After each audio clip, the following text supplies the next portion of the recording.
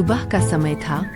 शांत गांव का माहौल और राधा तुलसी के पौधे को पानी दे रही है। विक्रम घर के आगे लगी खटिया पर बैठा सुस्ता रहा था। राधा, इस फटे हाल जिंदगी से मेरा दम घुटता है।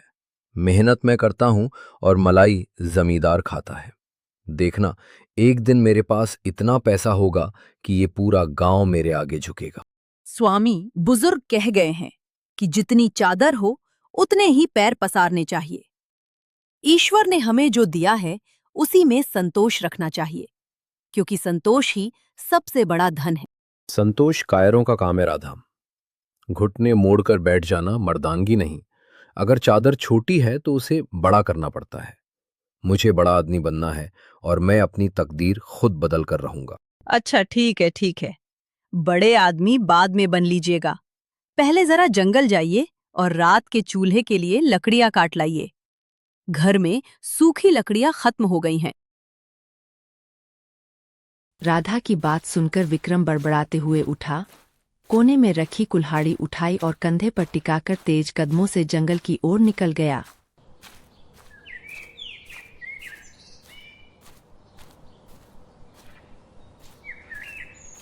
विक्रम शिकार और सूखी लकड़ियों की तलाश में भटकते हुए जंगल के उस हिस्से में पहुंच जाता है जहां गांव का कोई व्यक्ति नहीं आता। अचानक उसे चट्टानों के बीच एक पुरानी और कलात्मक नदी दिखाई देती है। विक्रम नदी के पास जाता है। नदी का पानी चमकीला नीला है और उससे मोगरे जैसी सुगंध आ रही है। वह अपनी हथेली में पानी लेकर पीता है। अरे, ये पानी है या अमृत? इतना मीठा और शीतल जल तो मैंने जिंदगी में नहीं पिया। अगर मैं ये पानी शहर के रईसों और राजा के दरबार में बेचूं तो लोग इसके लिए सोने के सिक्के देंगे। बचाओ, कोई है? दया करो, कंठ सूख कर पत्थर हो गया है। कोई एक बूंद पानी पिला दो, बहुत तेज प्यास लगी है। पानी। साधु महाराज जैसे तैसे उठे और पानी की तलाश में बदहवास होकर उसी नदी की तरफ बढ़ने लगे। बेटा, 3 दिन से कंठ सूखा है, सांसें टूट रही हैं। इस महातीर्थ के कुएं का थोड़ा सा पानी मुझे भी पिला दे। मुझ वृद्ध को जीवन दान दे दे। भगवान तेरा कल्याण करेगा। पीछे हटो बुड्ढे, ये कुआं मैंने खोजा है। इस पानी की एक एक बूंद सोने की कीमत की है। मुफ्त में लुटाने के लिए मेरे पास समय नहीं है। माहौल बेहद तनावपूर्ण था। साधु अपने कांपते हाथों को जोड़ते हुए विक्रम से पानी मांगने की कोशिश करते हैं। पुत्र, शास्त्रों में प्यासे को पानी न देना सबसे बड़ा पाप माना गया है। मेरी सांसें उखड़ रही हैं और कंठ सूख चुका है। मुझ असहाय वृद्ध पर थोड़ा तरस खा और मुझे पानी पिला दे। कहा ना, पीछे हट। बुढ़ापा आ गया, पर हाथ फैलाने की भीख मांगने की आदत नहीं गई। चुपचाप अपना रास्ता नापो यहां से, वरना मुझसे बुरा कोई नहीं होगा। साधु महाराज लड़खड़ाकर तीखे पत्थरों पर गिर जाते हैं। चोट और भयंकर प्यास के कारण उनकी हालत पल पल और खराब होती जा रही थी, मानो सांसें अब छूटने ही वाली हों। ये आजकल के बूढ़े साधु बिना कोई काम धंधा तो होता नहीं है। बस जहां देखो वहां हाथ फैलाकर खड़े हो जाते हैं और दूसरों का समय बर्बाद करते हैं। फिर विक्रम वहां से उन पानियों को निकालने के लिए बर्तन लाने अपने घर की तरफ जाने लगता है। जैसे ही विक्रम उधर जाने लगता है, साधु जमीन से उठ खड़े होते हैं। उनकी आंखें खुलती है, जो साक्षात अग्नि की तरह लाल है। उनकी आवाज पूरे जंगल में गूंज उठती है। मूर्ख युवक, तुझे अपनी ताकत और इस पानी पर इतना घमंड है? जा, मैं तुझे श्राप देता हूं कि आज से तेरी प्यास अतृप्त हो जाएगी। तू जितना पानी पिएगा, तेरी प्यास उतनी ही बढ़ेगी और दुनिया का कोई भी पानी तेरे कंठ को तृप्त करने के बजाय अंगारे की तरह जलाएगा। चुप कर बुड्ढे, बहुत देख लिए तेरे जैसे ढोंगी साधु। 2 बूंद पानी क्या नहीं दिया, चले आए श्राप देने। मुझे डराने की कोशिश मत कर। अपनी ये खोखली धमकियां किसी और को देना। इस चमकीली नदी का पानी बेचकर जब मैं अमीर बनूंगा तब तू देखता रह जाना। जिस धन और अमीरी के घमंड में तू अंधा हो चुका है, जा, मैं तुझे एक और श्राप देता हूं। तू इस जादुई पानी को बेचकर कभी अमीर नहीं बन पाएगा। तो इस पानी की एक भी बूंद किसी को बेच नहीं सकेगा, और जो धन तूने अब तक कमाया है वो भी मिट्टी में मिल जाएगा। तेरी दरिद्रता ही तेरी पहचान बनेगी। विक्रम ने उन साधु की बातों को नजरअंदाज कर दिया और अपने घर की ओर निकल गया। विक्रम जंगल के बीचों बीच पहुंचा। वहां विक्रम को ऐसी भयंकर प्यास लगती है जैसी उसे अपनी जिंदगी में कभी नहीं लगी थी। प्यास के मारे उसका दम घुटने लगता है। वह अपनी मश्क खोलकर पानी पीता है। पानी मुंह में जाते ही वह चीख पड़ता है। आह थू, ये क्या है? पानी इतना गर्म क्यों लग रहा है? मेरा गला जल रहा है। वह पानी थूक देता है, लेकिन प्यास कम होने के बजाय दोगुनी हो जाती है। सूरज ढल रहा है। गांव के कुछ लोग नदी किनारे कपड़े धो रहे हैं। विक्रम पागलों की तरह दौड़ता हुआ नदी पर आता है। उसका चेहरा पीला पड़ चुका है। वह सीधे नदी में कूद जाता है और पानी पीने लगता है। लेकिन जैसे ही उसका हाथ पानी को छूता है, पानी से भाप निकलने लगती है। वह जितना पानी पीता है, उसकी तड़प उतनी ही बढ़ती जाती है। बचाओ! अरे कोई तो बचाओ मुझे! सर्वनाश हो गया। इस नदी में पानी नहीं, साक्षात आग लगी है। तबाही मच गई है। मेरा पेट, मेरा पूरा बदन अंदर से भस्म हुआ जा रहा है। कोई बचाओ मुझे। गांव वाले डरकर दूर हट जाते हैं। विक्रम वही पानी में तड़प रहा होता है। फिर उनमें से एक व्यक्ति रस्सी के सहारे विक्रम को पानी से निकालता है। वह व्यक्ति विक्रम को उठाकर उसके घर ले आता है। घर पहुंचते ही एक खौफनाक मंजर दिखाई देता है। विक्रम का शरीर तेजी से सिकुड़ने लगता है, मानो भीतर का सारा खून पानी सूख गया हो। देखते ही देखते उसका पूरा जिस्म एक सूखी लकड़ी जैसा बेजान और सख्त होने लगता है। राधा, पानी! मुझे एक बूंद पानी दे दे राधा। मेरा गला अंदर से जलकर राख हो रहा है। मुझसे ये दर्द सहा नहीं जाता राधा। कोई मुझे बचा लो। पानी दे दो राधा, पानी। रुकिए जी, आप घबराइए मत। मैं अभी आपके लिए पानी लाती हूँ। राधा तुरंत जाती है और फटाफट एक ग्लास में पानी लेकर आती है।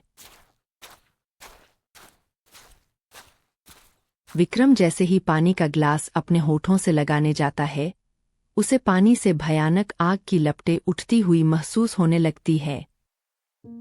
राधा से विक्रम की यह भयानक तड़प अब और देखी नहीं जा रही थी। अपने पति को अपनी ही आंखों के सामने इस तरह तिल तिल मरते देख उसका कलेजा फटा जा रहा था। उसकी आंखों से आंसुओं की धार बह निकली और वह पूरी तरह बेबस हो गई। ऐसा क्या अनर्थ हो गया जी?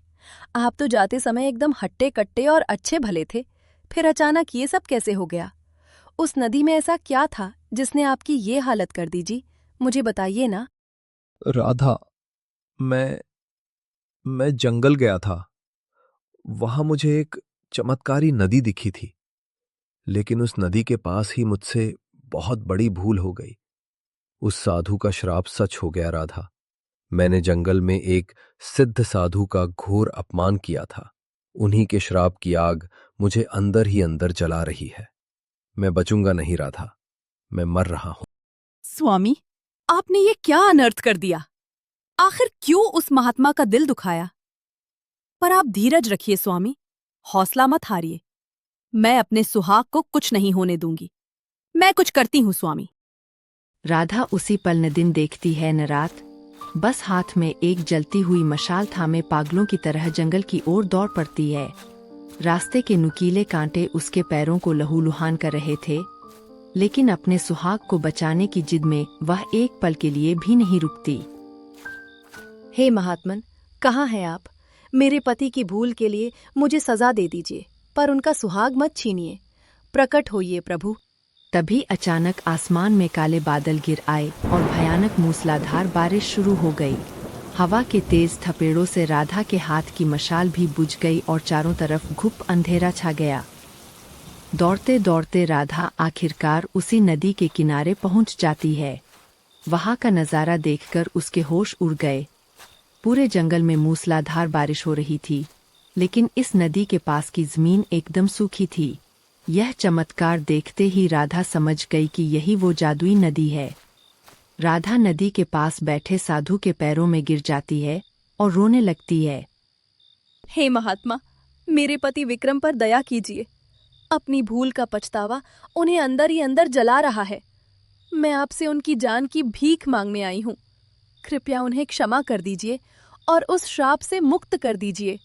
आप जो चाहें मैं वो करने को तैयार हूँ। बस मेरे सुहाग को बचा लीजिए।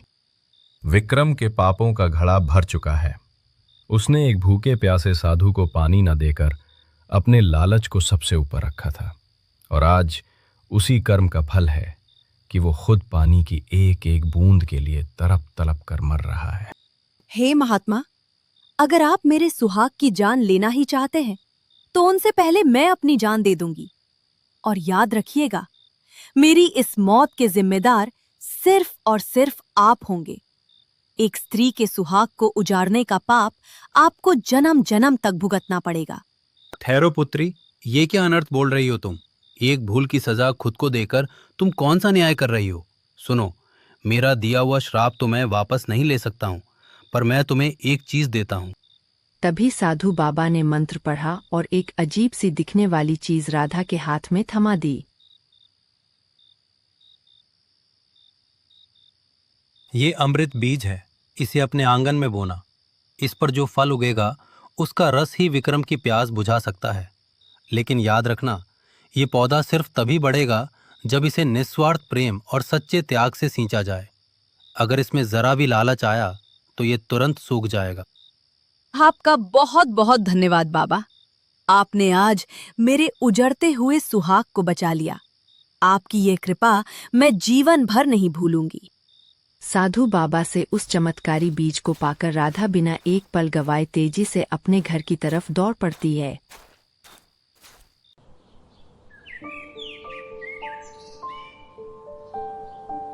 अगले दिन सुबह राधा आंगन की मिट्टी खोदती है और बीज बो देती है।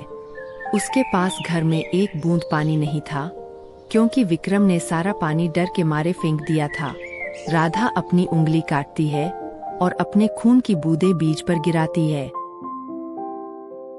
भयंकर दर्द में होने के बावजूद विक्रम का लालच कम नहीं हुआ।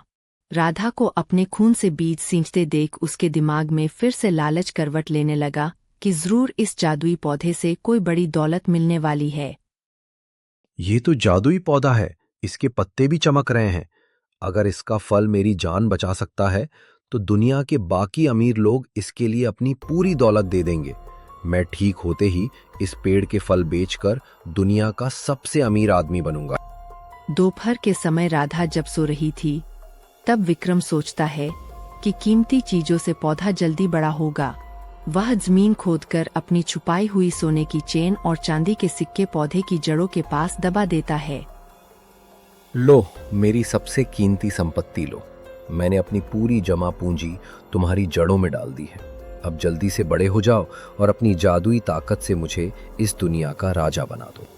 शाम ढले जब राधा सोकर उठती है और जैसे ही कदम बढ़ाकर आंगन, खौफनाक नजारा देखकर उसके पैरों तले जमीन खिसक जाती है और वह जोर से चीख पड़ती है।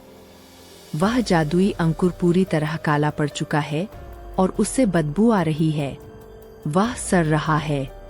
वहीं विक्रम के पूरे शरीर से भाप निकल रही है, जैसे उसका खून उबल रहा हो।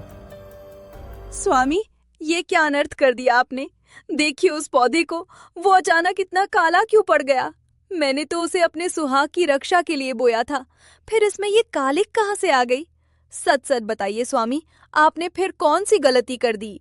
मैंने तो इसे अपनी सोने की चेन दी थी ताकि ये जल्दी बढ़े, पर मेरी प्यास और बढ़ गई। मेरा सीना फट रहा है। सोना, चांदी? स्वामी, साधु महाराज ने कहा था कि ये पौधा सिर्फ त्याग से बढ़ेगा, लालच से नहीं। आपने इसे बड़ा करने के पीछे भी अमीर बनने का लालच रखा। आपने सोने को कीमती समझा, अपनी आत्मा को नहीं। आपकी सोच अब भी नहीं बदली। ये दोनों बातें कर ही रहे होते हैं कि अचानक कुछ लोग लाठियां मारते हुए आते हैं। गांव का क्रूर जमींदार अपने गुंडों के साथ आता है। क्यों रे विक्रम, बहुत दिन से छुप कर बैठा है? मेरा कर्ज चुका, नहीं तो आज तेरा ये घर और तेरी पत्नी राधा हमारे यहां दासी बनकर काम करेगी। जमींदार के गुंडे राधा का हाथ पकड़ने के लिए आगे बढ़ते हैं। राधा रो रही है और खुद को बचाने की कोशिश कर रही है। विक्रम, जो अब तक हिल भी नहीं पा रहा था, अपनी पत्नी को खतरे में देखकर उसके भीतर का सारा अहंकार गायब हो जाता है। वह रेंगता हुआ बाहर आता है और जमींदार के पैर पकड़ लेता है। नहीं, मेरी राधा को हाथ मत लगाना। जमींदार साहब, मुझे ले जाओ, मुझे कोड़े मारो, मुझे बाजार में बेच दो, मेरी जान ले लो, पर मेरी पत्नी को छोड़ दो। राधा पवित्र है, उसकी कोई गलती नहीं है। विक्रम पहली बार अपने बारे में न सोचकर राधा के लिए अपनी जान की भीख मांग रहा है। यह उसका पहला सच्चा और निस्वार्थ त्याग था। जैसे ही विक्रम के आंसू जमीन पर गिरते हैं, अचानक जमीन हिलने लगती है। वह सड़ा हुआ काला पौधा अचानक सोने की तरह चमकने लगता है। वह बड़ी तेजी से बढ़ने लगता है। उसकी जड़ें गहरी होती है, तना मोटा हो जाता है और वह कुछ ही सेकंड में एक विशाल दिव्य पेड़ बन जाता है। उसके पत्तों से संगीत जैसी ध्वनि निकलती है और सबसे ऊंची डाली पर एक बड़ा सुनहरी रोशनी वाला फल लग जाता है।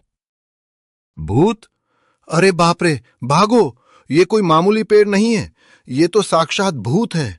भूतिया पेड़ है ये। इसके अंदर कोई शैतानी आत्मा है। छोड़ो इस औरत को। अपनी जान बचानी है तो भागो यहां से, वरना ये सबको जिंदा निकल जाएगा। भागो, कोई मत रुको यहां।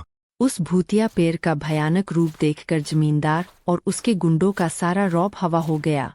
वे अपनी लाठियां वहीं फेंककर जान बचाकर पागलों की तरह भाग खड़े हुए।